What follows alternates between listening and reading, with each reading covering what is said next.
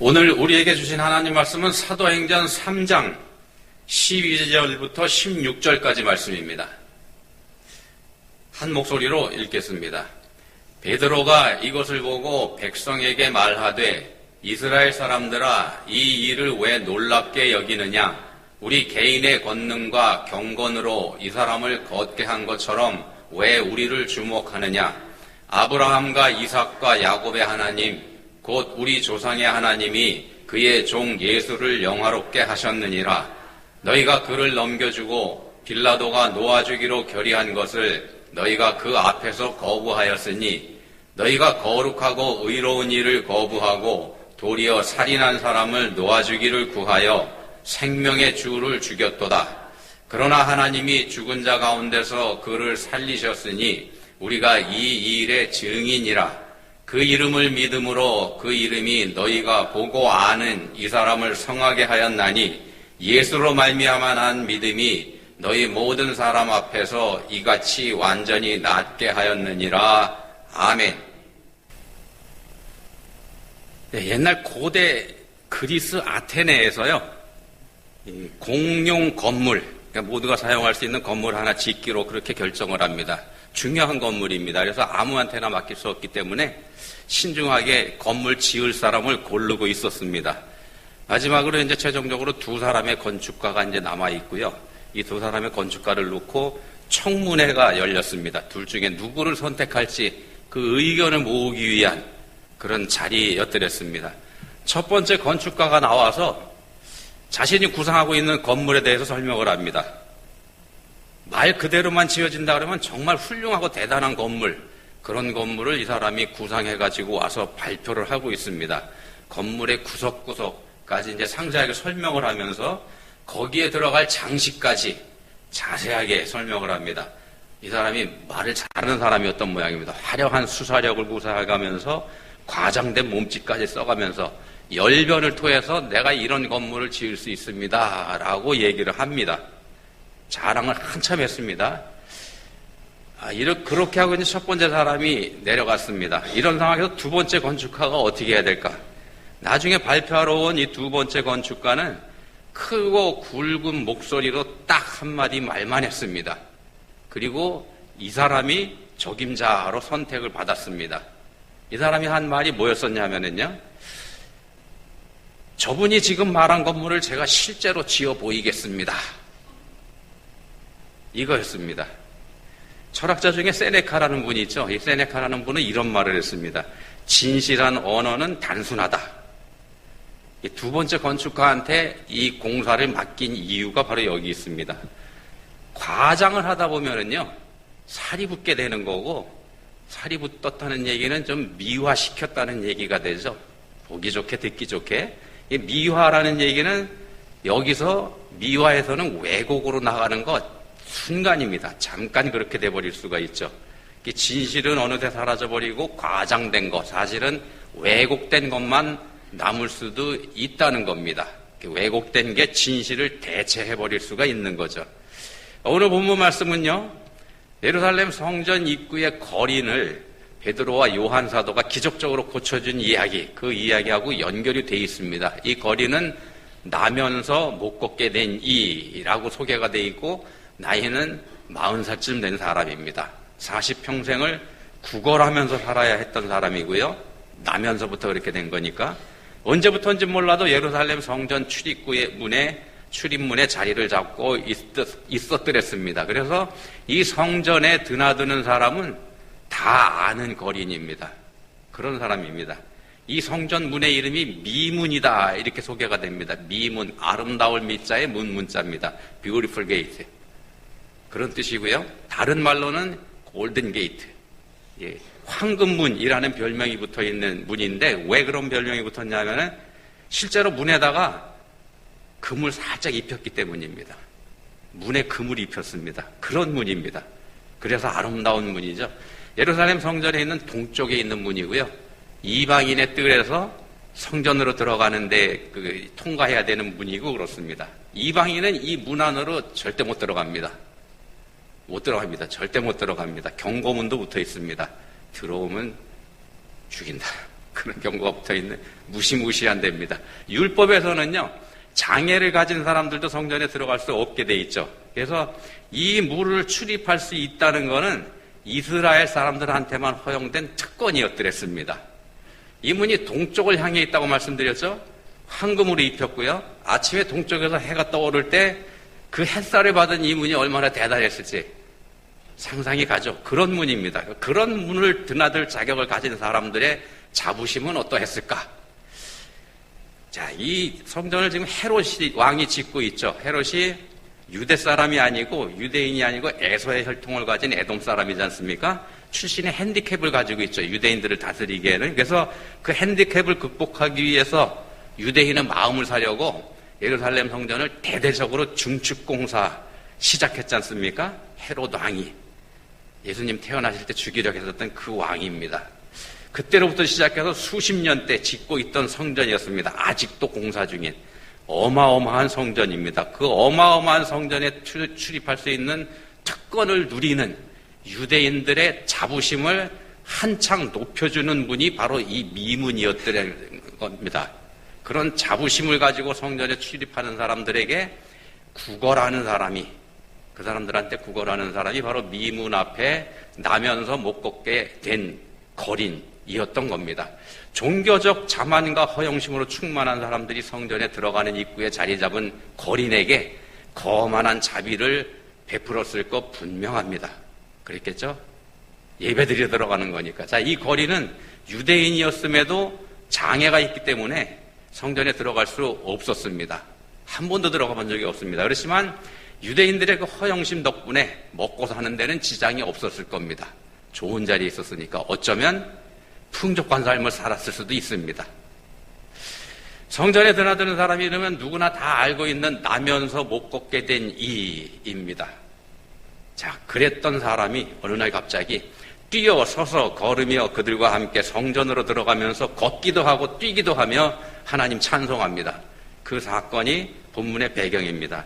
본문 말씀은 그 병 나은 사람이, 갑자기 병 나은 사람이 베드로와 요한을 붙잡아서 사람들 앞에 서게 했을 때 베드로가 그 모인 사람들에게 했던 설교의 시작 부분입니다. 본문이 설교가 막 시작하는 그 부분입니다. 자, 베드로는 이 사람이 병 나은 거 자기가 한 일 아니다 이렇게 얘기합니다. 이거 내가 한 거 아니다. 십자가에 달려 돌아가셨다가 부활하신 생명의 주 예수님 이름으로 이 사람이 고침을 받았노라 이렇게 얘기를 합니다. 그러면서 16절에 가서는요, 예수 믿는 믿음, 그러니까 예수로 말미암아 난 믿음이 이 사람을 이처럼 완전히 낫게 했다 이렇게 말씀을 전합니다. 믿음입니다. 주 예수를 믿는 믿음이 병을 낫게 하는 겁니다. 또 주 예수를 믿는 믿음이 죽은 자를 살려냅니다. 주 예수를 믿는 믿음이 새 생명을 갖게 합니다. 15절 말씀처럼 주 예수가 바로 생명의 주이시기 때문에 그렇습니다. 오늘 말씀의 제목이 생명의 주입니다. 생명의 주인입니다. 생명은 하나님이신 예수님에게서 오는 겁니다. 모든 생명은 예수님 겁니다. 이 땅에 존재하는 모든 생명 예수님 겁니다. 우리가 사망 권세라는 말 사용합니다만 원래 주인은 예수님이시고 예수 그리스도이시고 그 예수님께서 십자가에서 사망 권세를 깨뜨려 버리셨죠. 완전 박살내 버리셨습니다. 우리가 복음을 전하는 건, 복음 전도는 바로 그 사실을 증거하고 전하는 겁니다. 단순한 겁니다. 그 사실을 전하는 겁니다. 복음은 왜곡을 용납하지 않습니다. 또 복음은 과장하는 거, 그런 거 용납하지 않습니다. 복음은 단순합니다. 복음이라는 게 뭐냐면 예수 천당 불신 지옥 이겁니다. 이게 복음입니다. 예수 천당 불신 지옥 이 말이 한동안 우리 한국 사회에서, 한국 교회에서 했었던 전도 문구였더랬죠. 언제부터 사용했냐? 구한말, 이 기독교가 우리 땅에 들어오면서부터 시작해서 일제강점기를 지나서 군사정권 시절까지 이 한마디면 충분했더랬습니다. 예수 천당 불신 지옥. 그 시대에 우리 한국교회는 폭발적인 교인 성장을 경험했더랬고요. 이렇게 전도할 때 교회가 성장했습니다. 근데 언제부턴가 이 문구가 무식한 전도의 대명사처럼 여겨지게 됩니다. 사람들의 조롱이 대상이 되고 심지어 교인들에게서조차 과하다 이런 평가를 듣게 됩니다. 복음 전도에 군더더기가 붙기 시작했다는 말씀입니다. 그와 더불어서 한국교회도 성장을 멈추고 후퇴를 시작하게 됩니다. 전도 문구가 많이 미화되죠. 어떻게 미화되는가? 하나님이 당신을 사랑하십니다. 또 미국 사람들이 사용하는 표현도 있죠. 그거 우리가 사용합니다. 하나님께서 당신을 향한 위대한 계획을 가지고 계십니다. 이런 말을 가지고 우리가 전도를 합니다. 부드러운 문구들이 사용되고 있죠. 틀린 말은 아니겠습니다만 결국 전도 언어도 시대와 타협을 하고 있는 셈입니다. 문제는 타협이 왜곡을 부를 수 있다는 거고요. 자, 사랑의 하나님이신 동시에 공의의 하나님이시기도 하죠. 그렇기 때문에 전도에는 천국만 아니라 지옥도 함께 전파돼야 되는 겁니다. 그렇지만 요즘에는 지옥을 전하는 전도 보기 어렵습니다. 그랬다간 듣지도 않으니까. 이렇게 되면 엄밀히 따지면 왜곡입니다. 지옥이 없다면 천국도 없는 겁니다. 전도 문구만이 아니죠. 복음도 많이 변질되기도 했습니다. 교회 안에서도요. 제가 칼럼을 하나 봤는데 제목이 이런 겁니다. 교회 안에 주객전도. 주객전도, 주인하고 손님이 바뀌었다 이 얘기지 않습니까? 교회 안에서 이게 뒤집혀 있다는 겁니다. 어떻게 뒤집혀 있는지 이런 내용이 거기 있습니다. 뭐가 잘못됐는지 한번 들어보십시오. 예배를 드리는 자세도 은혜를 받은 것에 감사하여 드리는 사람과 은혜를 받으려고 열심을 내는 사람이 있다. 어느 쪽이 잘못됐는지 아시겠습니까? 감사의 눈물을 흘리는 사람이 있는데 비해서 불쌍히 여김을 받으려고 눈물을 흘리는 사람도 있다. 뭐가 잘못됐는지 구별이 되시나 모르겠습니다. 구별이 안 되시면 그만큼 우리가 오염되어 있는 겁니다. 하나님께서 주신 재물을 가지고 하나님을 섬기는 사람이 있는가 하면 하나님을 잘 섬겨서 재물을 받으려고 하는 사람이 있다. 자, 이미 받은 것에 감사하는 게 신앙생활입니다. 받은 것에 감사하는 겁니다. 받으려고 신앙생활하는 게 아니라는 겁니다. 자, 교회의 주인 예수 그리스도이십니다. 우리가 주인 아닙니다. 지옥에 떨어져야만 하는 우리를 불쌍하게 여기셔서 십자가에서 우리 대신 죽으시고 부활하신 예수님, 그 예수님을 찬양하면서 경배하는 것, 이게 교회의 존재 목적이지 않습니까? 근데 죽음도 이기고 부활하신 그런 능력을 가진 그 예수라는 분을 내 편으로 끌어들여서 내 삶을 돕는 존재로 삼으려 한다. 그러면 그야말로 그게 주객전도 된 게 아니겠습니까? 사실은 신성 모독이 되죠. 근데 우리가 그렇게 신앙생활하고 있다는 겁니다. 이 칼럼이 계속해서 이런 지적을 합니다.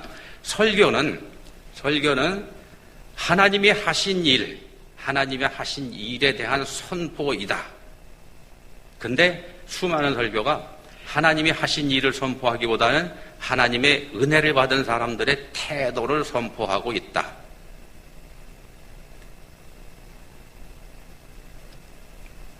하나님께서는요, 어린 목동 다윗도 사용하셔서 큰 일을 하실 수 있는 분입니다. 그런 위대하신 하나님이시죠. 근데 그 위대하신 하나님을 왕이 된 다윗의 성공을 찬양하게 만드는 설교를 하고 있다는 겁니다. 그러고 다윗을 본받자 이렇게 한다는 겁니다. 잘못된 겁니다. 그거는. 자, 기독교는 세상에서의 성공을 추구하지 않습니다. 오직 영혼 구원에 초점이 맞춰져 있습니다. 지옥에 떨어져야 할 죄인인 우리가 하나님의 은혜로 구원받는 것, 여기에 초점이 있습니다. 그게 기독교입니다. 예수님의 대속의 십자가를 믿을 때 부활 승천하신 예수님과 더불어서 우리도 하늘 보좌 영광의 자리에 이르게 된다. 성경은 오직 우리한테 그것만 말씀합니다. 그리고 그걸 믿는 믿음을 우리한테 요구하죠. 그 믿음을 가진 사람이 그리스도인입니다. 우리한테 믿음을 주신 하나님께서 우리의 구원을 주도하시는 겁니다. 다시 말씀드립니다. 우리한테 믿음을 주신 하나님께서 우리의 구원을 주도하시는 겁니다. 구원 하나님의 역사라는 말씀입니다. 우리가 뭘 어떻게 할 때 구원받게 되는 거 아니라는 겁니다. 전적으로 하나님의 은혜로 우리가 구원받습니다. 근데 구원에 대한 잘못된 생각들이 우리한테 좀 있죠. 예를 들면 이런 겁니다. 구원하신 자를 연단하시는 하나님이 아니라 연단에 통과한 자를 구원하신다는 개념으로 바뀌었다. 무슨 뜻인가 하면은요, 이스라엘 사람들이 출애굽했습니다. 출애굽해서 홍해바다 건넜죠. 그 자체가 이미 구원입니다. 근데 우리가 착각하기에는 광야 40년 그 고난 과정을 잘 견뎌내야 구원받게 된다. 이렇게 우리는 착각을 하고 있다는 겁니다. 아닙니다. 구원받은 하나님의 백성들을 광야에서 단련시키셔가지고 그래서 천국을 상징하는 가나안으로 이끌어 가시는 거죠. 또 이런 것도 있습니다. 구원 얻은 자가 예수를 주라 시인하는 게 아니라 입으로 시인하는 자가 구원을 얻는다. 이런 식으로 바꿔버렸다. 무슨 뜻인가 하면은요, 우리가 예수님이 나의 구주입니다 라는 고백을 하면은 구원을 받은 거죠. 구원받은 사람입니다. 우리가 침례 받을 때 그런 고백을 하지 않습니까? 예수가 나의 생명의 구주이십니다. 근데 그런 고백을 해야 구원을 받는다. 우린 이렇게 알고 있다는 겁니다. 잘못된 겁니다. 구원 받은 사람이라야 그런 고백을 할 수 있습니다. 구원 받은 사람이라야 그걸 고백할 수 있다는 겁니다. 이게 뒤집히면 주객전도라는 겁니다. 하나님께서 우리를 먼저 구원하시는 겁니다. 그리고 그렇게 구원하신 자가 자기 입으로 예수님을 주님으로 고백할 수 있도록 하나님께서 이끌어 가시는 겁니다. 성령께서. 하나님께서 만들어 가시는 거죠. 끝까지 사랑하시면서 끝까지 책임져 주시는 겁니다. 전능하신 하나님이 하시는 거기 때문에 결코 실패나 실수 그런 거 없습니다. 자, 이런 구원관이 분명하지 않을 때 우리가 신앙생활하면서 하나님 원망하게 됩니다. 하나님 뜻을 따르는 하나님의 종으로 살려고 하지 않고 우리 자신의 내 기도대로 응답해 주시는 하나님을 기대하면서 살게 되죠. 하나님 뜻대로 살지 못하는 걸 회개하기보다는 기도대로 응답해 주지 않으시는 하나님께 불평을 쏟아놓습니다. 이렇게 되면 이제 본질이 밀려난 거고 사설이 앞에 서게 되는 거죠. 뒤집힌 겁니다. 예수 천당, 불신지옥 이거면 충분한데 거기에다가 신학을 더하고 상식을 더하고 경험을 더하고 그걸 또 시대 정신으로 미화시켜버리면 어느새 본질은 사라져버리고 포장된 껍데기만 남게 된다는 겁니다. 알맹이가 없는 겁니다. 우리가 바라볼 거는 오직 예수님의 십자가뿐입니다. 오직 예수님의 십자가입니다. 본문 말씀은 베드로의 설교다 이렇게 말씀드렸죠. 베드로가 성령 충만해서 많은 사람들 앞에서 담대하게 선포한 말씀입니다. 듣는 사람들의 죄를 사정없이 지적합니다. 너희가 생명의 죄를 죽였다. 이렇게 지적을 합니다. 너희가 생명의 죄를 죽였다. 이 베드로가 어떤 사람입니까? 예수님 모른다고 부인했던 사람이지 않습니까? 3번이나 부인했고 맹세하기도 했고 저주하기까지 하면서 예수님 모른다고 잡아댔던 사람입니다. 예수님의 제자로서 자격을 상실한 사람이죠. 근데도 그가 사람들 앞에서 설교합니다. 왜 그럴까요? 예수님이 다시 세우셨기 때문이지 않습니까? 근데 여기에 토를 달고 우리의 생각을 더해버리면, 갖다가 붙여버리면 어떻게 되는가? 생각해 보십시오. 이런 베드로를 향해서 누군가가 저 사람 저런 말 할 자격 없다. 이렇게 한다면 어떻게 될까요? 틀린 말은 아니겠습니다만 하나님께서 원하시는 말씀도 아닙니다. 예를 들면 이런 겁니다. 모세의 누님 미리암하고 형님 아론 두 사람이 모세의 건의에 도전했지 않습니까? 이 모세만 아니라 우리도 하나님께 말씀을 듣는다 이렇게 했습니다. 틀린 말 아닙니다만 하나님께서 원하신 말씀은 아니죠. 밧세바의 일로 큰 죄를 지은 다윗, 하나님께서 그 다윗을 왕의 자리에서 끄집어내리지 않으셨습니다. 끄집어내리지 않으시고 오히려 그를 도와주시죠. 왜 그러냐면 당신의 이름으로 기름 부어 세우신 자이기 때문에 끝까지 그와 함께 해주셨죠. 어떻게 하셨나? 다윗이 회개하게 만드십니다. 회개하게 하십니다. 기회를 주시죠. 그리고 그때에 다윗이 순종해서 회개하니까 그의 자손들이 유대 나라의 왕위를 계속해서 이어갈 수 있도록 그렇게 만들어 주십니다. 오히려 그런 다윗한테 도전하는 세력들을 다 제거해 주시기까지 하고, 이게 하나님의 은혜입니다. 용서하신 우리의 죄, 용서하신 그리스도인의 죄, 더 이상 보지 않으시는 하나님이십니다. 우리가 믿음으로 예수님을 주님으로 고백한 후에는 물론 우리가 하는 그런 고백도 하나님의 은혜로 되는 겁니다만, 우리의 죄를 다시 들춰내지 않으시는 하나님이시라는 겁니다. 회개한 죄 하나님 잊어버리십니다. 다시는 기억하지 않으십니다. 예레미야 31장 34절에서 이렇게 말씀합니다. 내가 그들의 악행을 사하고 용서하고 다시는 그 죄를 기억하지 아니하리라. 여호와의 말씀이니라. 자, 반복해서 들춰내고 거기서 헤어나오지 못하게 하는 거, 이게 우리 인간들의 죄된 마음입니다. 거기다가 더하고 붙여서 꼼짝하지 못하게 만들어버리는 거, 이게 인간들이 하는 짓이죠. 하나님 그렇게 하지 않으십니다. 본문 14절 15절에서 이렇게 말씀합니다. 너희가 거룩하고 의로운 일을 거부하고 도리어 살인한 사람을 놓아지기를 구하여 생명의 주를 죽였도다. 너희가 생명의 주를 죽였도다. 허영으로 가득한 종교의 만행을 직접적으로 이렇게 지적을 합니다. 그렇지만 그렇게 지적한 베드로의 말이 계속해서 이렇게 이어집니다. 본문 우리가 16절까지 봤습니다만 뒤에 나오는 19절에 가면은 사도행전 3장 19절입니다. 이런 말씀을 합니다. 그러므로 너희가 회개하고 돌이켜 너희 죄 없이함을 받으라. 이같이 하면 새롭게 되는 날이 주 앞으로부터 이를 것이요 회개를 요구합니다. 허영을 버려라, 이런 뜻이죠. 그러면 용서해 주실 거다. 뭘 용서해 주시나? 생명의 주를 죽인 죄까지도 용서하신다는 겁니다. 더 내려가서 26절에 보면 이렇게 말씀합니다. 하나님이 그 종을 세워 복 주시려고 너희에게 먼저 보내사 너희로 하여금 돌이켜 각각 그 악함을 버리게 하셨느니라. 그러니까 너희가 죽일 생명의 주를 하나님께서 왜 보내셨는가? 너희한테 복 주시려고 보내신 거다. 그거 믿어라.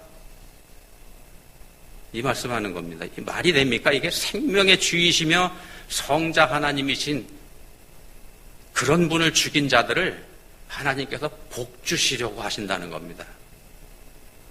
우리 하나님의 구원은 사실 이런 겁니다. 말이 안 되는 자들을 구원하시는 것. 그게 하나님의 구원입니다. 심지어 하나님을 죽인 자들까지 구원하셔서 복 주시려는 것. 이게 하나님의 사랑입니다. 이 생명의 주를 죽인 자를, 그런 사람들, 그러니까 말이 안 되는 인간들, 그런 인간들이 바로 우리들입니다. 우리가 바로 그런 작자들입니다. 2000년 전 유대인들만이 그런 사람들 아니라는 겁니다. 예수님은 온 인류의 죄를 위해서 죽으셨지 않습니까? 생명의 주께서 십자가에서 죽었습니다. 허영심으로 충만한 사람들이 죽였습니다. 앞에서 말씀드린 주객전도의 신앙을 우리가 가지고 있다면 우리가 지금도 예수님을 죽이고 있는 겁니다. 우리가 그 범인이고 용서받을 수 없는 죄인들입니다. 자, 하나님의 사랑이라고 하는 거는요, 하나님의 사랑이라고 하는 건 우리가 좋아하는 거 우리 마음대로 다 하게 해주시는 그런 거 아닙니다. 그게 하나님이 우리 사랑하시는 방법 아닙니다. 오히려 하나님께서 좋아하시는 일을 우리가 마음대로 할 수 있게 해주시는 거, 그게 하나님께서 우리를 사랑하시는 방법입니다. 용서받지 못할 자를 받아주셔서 그렇게 만들어 가시는 거, 이게 하나님의 사랑하시는 방법입니다. 우리가 믿는 예수님, 기적을 베풀어서 우리가 잘 나가게 해주시는 그런 분 아닙니다. 우리가 기적을 바라고 신앙생활을 한다면 그건 종교적 허영심입니다. 십자가에서 죽기까지 우리를 사랑하신 주님이시죠. 십자가에서 죽기까지 우리를 사랑하셨습니다. 그 십자가에서 우리가 예수님의 그 사랑을 볼 수가 있습니다. 십자가를 바라보면 우리가 내 의가 아닌 하나님의 의, 또 내 행위가 아닌 하나님의 은혜, 이걸 우리가 볼 수 있습니다. 십자가를 볼 때 그게 보입니다. 그 십자가를 통해서 우리가 두 가지를 깨달을 수가 있습니다. 하나는 내가 성자 하나님의 생명이라는 대가가 아니고서는 구원받을 수 없는 무섭고 큰 죄인이라는 사실. 내가 무시무시한 죄인이라는 사실이 하나고요. 또 하나는 하나님께서 당신의 독생자를 십자가에서 대가로 지불하실 만큼 내가 귀하고 소중한 존재라는 사실입니다. 그 두 가지를 십자가를 통해서 우리가 알 수 있습니다. 여러분들이 그런 분들입니다. 믿는 자가 그런 사람입니다. 복음이라고 하는 건요, 단순합니다. 쉽습니다. 믿으면 천국, 믿지 않으면 지옥입니다. 다른 말 여기다 더하면은 이게 과장이 되고 허영이 됩니다. 사랑의 하나님께서 누구나 갈 수 있는 가장 쉬운 길, 믿기만 하는 구원받는 길, 그런 길을 우리한테 주셨습니다. 믿으시기 바랍니다. 기도하시겠습니다. 하나님 아버지, 저희는 신앙을 이렇게 저렇게 꾸밉니다. 하나님께로 가는 문을 행위의 금으로 입히고 수고와 자비로 보기 좋게 치장합니다. 그런데 베드로 사도는 은과 금은 내게 없다면서 나사렛 예수 그리스도의 이름으로 나면서 걷지 못하던 자를 일으켜 세웠습니다. 그렇게 오직 예수님을 선포했습니다. 저희들의 신앙이 이러하기 원합니다. 오직 생명의 주님이신 예수님만 바라보게 해주시기 원합니다. 예수님 이름으로 기도합니다. 아멘.